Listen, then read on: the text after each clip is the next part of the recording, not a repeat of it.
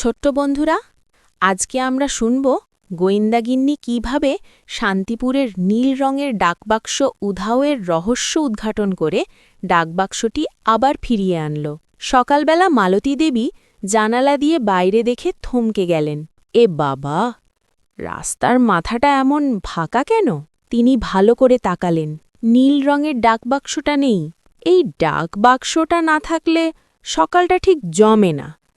ব্যাপারটা গোলমেলে। দেখি নরেনের চায়ের দোকানে যদি বিষয়টা আলোচনা হয়। শুনেছেন বৌদিমণি, ডাকবাক্সটা কেউ চুরি করেছে। চুরি? কে চুরি করবে বলো তো নরেন? চিঠি তো কেউ দেয় না আজকাল।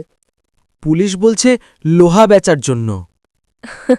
লোহার থেকেও ভারী জিনিস থাকে নরেন, ইতিহাস। কি হরিপদবাবু, আজ ডাকবাক্স না থাকায় কাজ কমে গেছে নাকি? আমি শুধু তালা খুলি, বাক্সের ভেতরে কি আছে জানি না। আমি তো তেমন কিছু জিজ্ঞাসা করিনি, তাতেই ঘেমে নেয় একসার আপনি। অদ্ভুত। মালতী দেবী, আসুন, আপনাকে তো আগেই জানালাম এটা স্রেফ চুরি। আপনি এত ভাবছেন কেন? কারণ বসুবাবু, যে জিনিস নিয়ম করে খোলা হয় অথচ ব্যবহার হয় না, সেটা কখনো ফাঁকা থাকে না। অদ্ভুত বিষয় বসুবাবু, আমাকে দেখে হরিপদবাবু ঘেমে নে এক সার।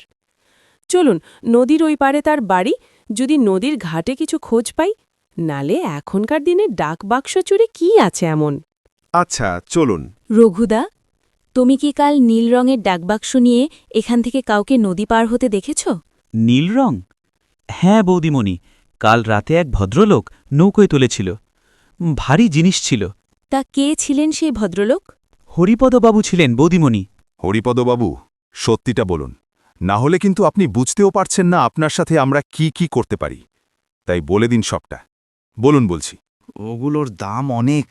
স্বাধীনতা আন্দোলনের চিঠি বিদেশে বিক্রি করলে। দেশের স্মৃতি বিক্রি হয় না হরিপদবাবু, আর আপনি এই সম্পদ বিদেশিদের কাছে বিক্রি করতে যাচ্ছিলেন?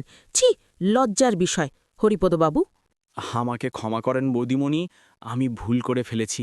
দয়া করে কাউকে বলবেন না। সেটা আমরা দেখে নিচ্ছি, তবে কথা দিতে পারছি না। বৌদিমণি, আপনি কি করে ধরলেন? সবাই যেটাকে অপ্রয়োজনীয় ভাবত, তাতেই রহস্য লুকিয়েছিল। নীল ডাকবাক্সটা চুপচাপ দাঁড়িয়ে রইল, আর শান্তিপুর জানল কোনো কিছুই গোয়েন্দাগিন্নির চোখ এড়ায় না।